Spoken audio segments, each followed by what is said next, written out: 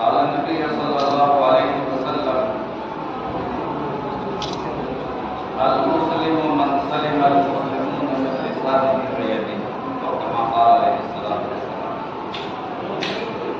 حضرات مولانا اور دانش علام اور احباب شروع اور تمام ہی سننے والے حضرات، اللہ کا کرم ہے کہ یہ آج کا اجتماع پورے علاقے کے مرد لوگوں پر مشتمل تھا اور ماشاءاللہ ہر جگہ سے اچھے لوگ حاضر ہوئے، تشریف لائے۔ اس طرح کے جو پروگرام ہوتے ہیں وہ ایک پیغام دینے کے لیے کہ آپ لوگ ایک پیغام لے کر اپنے کام جائیں، اپنے سماج میں جائیں، اپنے معاشرے میں جائیں اور ایک طریقہ کار طے کریں۔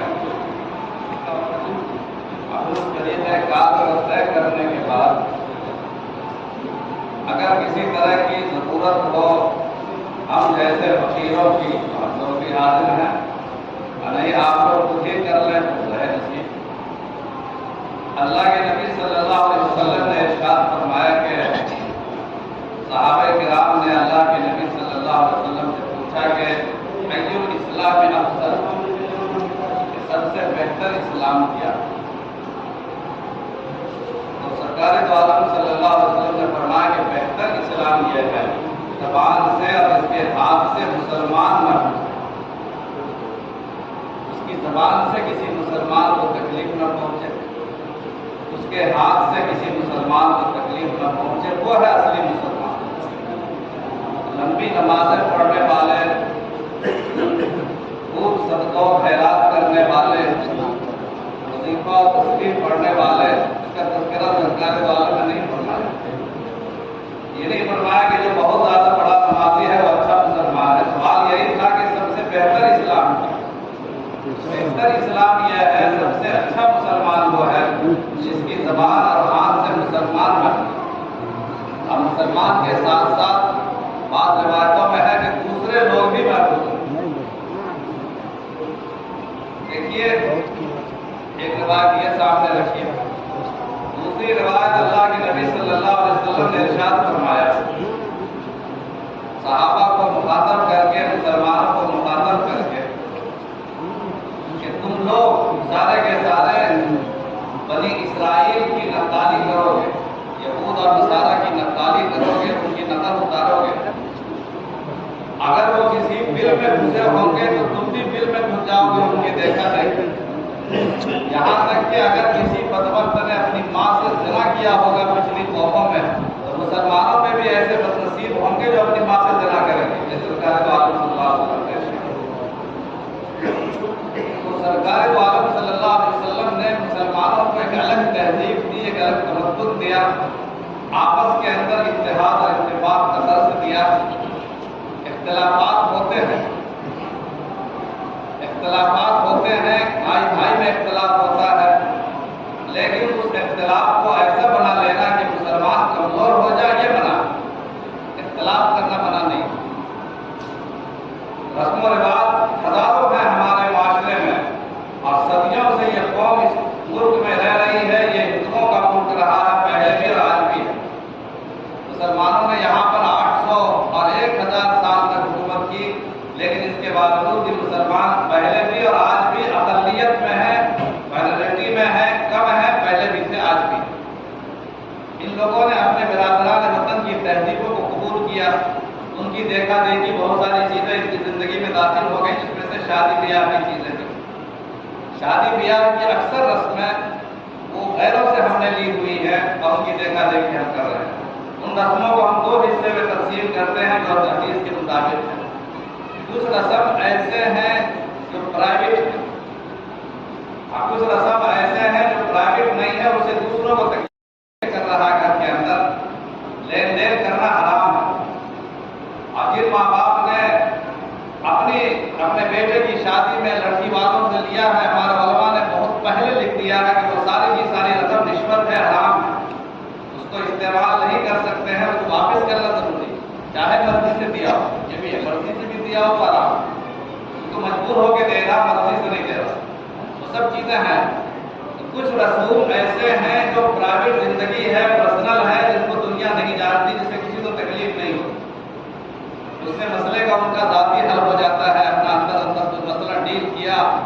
جیسے آپ آفسوں میں جاتے ہیں، رشوت دے کے اپنا کام کراتے ہیں، بغیر رشوت کے کام تو ہوگا۔ مسئلہ یہ ہے کہ آپ نے ہلدی کی رسم، جیسے مثال کے طور پر بات آئی ہے، اس طرح کا کوئی بھی رسم، تعزیہ کی رسم ہو، اب پرستوں کے ساتھ مشابہت اختیار کی جاتی، تو آپ نے اپنے قوم کے تاج کو نیچے کیا کہ نہیں کیا، اپنے قوم کی عزت کو آپ نے سرنگوں کیا کہ نہیں کیا۔ مسئلہ یہاں پر قوم کی تہذیب کی عزت کو بچا نہیں۔ اللہ تعالیٰ نے ہمیں الاسلام یعلو ولا یعلی، اللہ نے اسلام کو سربلند کیا ہے اور انشاءاللہ قیامت تک وہ سربلند رہے گا۔ اور سرکار دو عالم صلی اللہ علیہ وسلم نے جو تہذیب اور جو دین ہمیں عطا فرمایا، اس سے پاکیزہ دین اور تہذیب کسی قوم کے پاس نہیں۔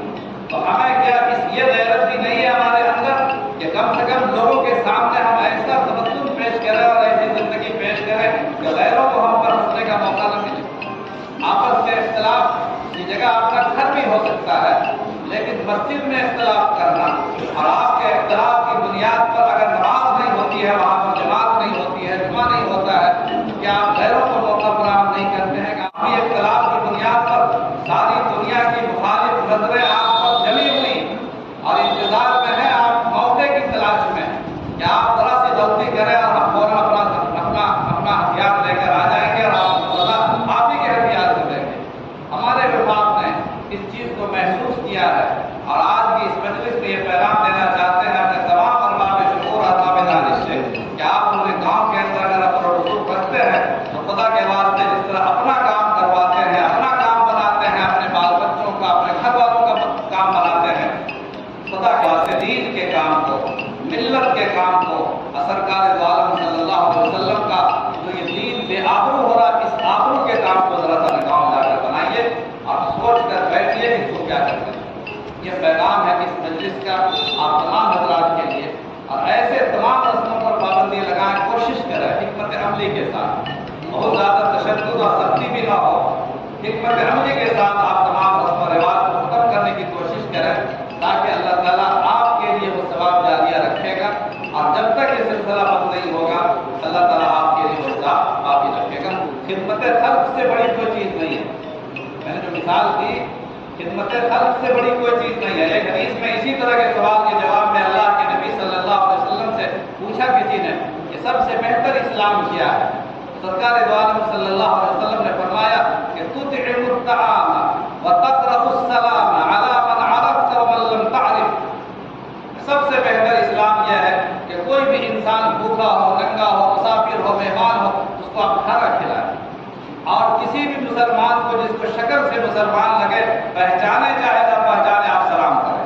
یہ دو لفظ آپ نے ارشاد فرمایا، سب سے بہتر اسلام تطعم الطعام وتقرأ السلام علی من عرفت ومن لم تعرف۔ ہم سلام سے بھی محروم ہو رہے ہیں۔ سلام ہماری تہذیب کا حصہ بننا چاہیے، ہمارے گھروں کا حصہ بننا چاہیے، اور جو ہمارے گاؤں میں لوگ آتے ہیں، ہمارے گھروں میں لوگ آتے ہیں، اپنا دل کھلا رکھیے، کھانا کھلانے کی کوشش کریں، خدمت خلق کی کوشش کریں، اور یہی سب سے بڑی چیز ہے۔ مسائل زندگی سے تعلق رکھنے والی چیز ہے، اس لیے جو پرسنل زندگی کی چیز ہے اس کو پرسنل رکھیں۔ اللہ اور بندے کا جو رشتہ ہے وہ آپ جانے اور اللہ پاک جانے، لیکن جو عوامی زندگی سے تعلق ہے، جو عام مسلمانوں سے تعلق ہے، انسانوں سے تعلق ہے، مسلمان وہ ہے جس کی زندگی پیغام بنے کہ ہمارے محمد عربی، ہمارے سرکار دو عالم صلی اللہ علیہ وسلم خلق عظیم پر تھے، انک لعلی خلق عظیم، سب سے بڑا اخلاق لے کر سرکار دو عالم تشریف لائے تھے، اور آپ کے بلند اخلاق کی بدولت ساری دنیا میں اسلام پھیلا۔ تلوار کی طاقت سے نہیں، پیسے کی طاقت سے نہیں، کوئی سوچ سے نہیں، کوئی دباؤ سے نہیں، تشدد سے نہیں، صرف اور صرف اخلاق کی طاقت سے اللہ کے نبی صلی اللہ علیہ وسلم نے اس دین کو پھیلایا۔ اپنے اخلاق کو اونچا کریں، اپنے اخلاق کو بلند کریں۔ حضور اکرم علیہ السلام نے ساری زندگی نبی بننے سے پہلے بھی، نبی بننے کے بعد بھی خدمت خلق کو سب سے زیادہ فروغ دیا۔ خدمت خلق آپ کو یاد کرنا چاہیے کہ سرکار دو عالم صلی اللہ علیہ وسلم پر جب پہلی وحی نازل ہوئی، پہلی مرتبہ جب نبی آپ بنائے گئے تو آپ گھبرا گئے تھے۔ رشتہ جو آیا اور آپ پڑھیے تو آپ نے فرمایا میں پڑھا ہوا نہیں، وما انا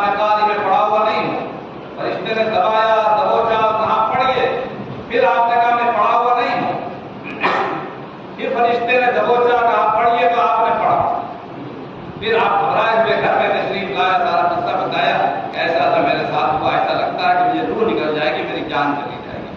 تو حضرت خدیجہ رضی اللہ تعالیٰ عنہا آپ کی بیوی ہیں اور سب سے پہلے اسلام قبول کرنے والی ہیں۔ حضرت خدیجہ نے کیا کہا تھا؟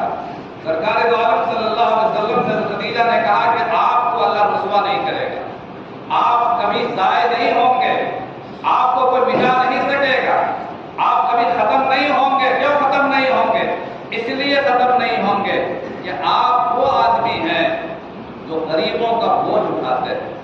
إِنَّكَ تَحْمِلُ الْكَلَّ وَتَكْسِبُ الْمَعْدُومَ وَتَقْرِي الضَّيُوفَ وَتُعِينُ عَلَى نَوَائِبِ الْحَقِّ۔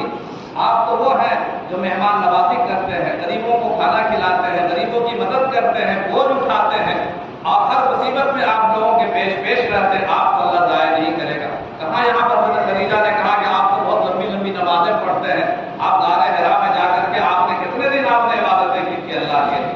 حضرت خدیجہ نے اس کا حوالہ نہیں دیا کہ آپ اتنے دنوں سے عبادت کر رہے ہیں، اللہ تعالیٰ کی تسبیح پڑھ رہے ہیں، اللہ کیسے آپ کو ضائع کرے گا؟ یہ حوالہ نہیں دیا، بلکہ حوالہ یہ دیا کہ اللہ کی قسم اللہ آپ کو ضائع نہیں کرے گا، اس لیے کہ آپ غریبوں کا بوجھ اٹھاتے ہیں، غریبوں کی مدد کرتے ہیں، جس کے پاس کچھ نہیں ہے ناداروں کا بوجھ اٹھاتے ہیں، آپ مہمانوں کی مہمان نوازی کرتے ہیں۔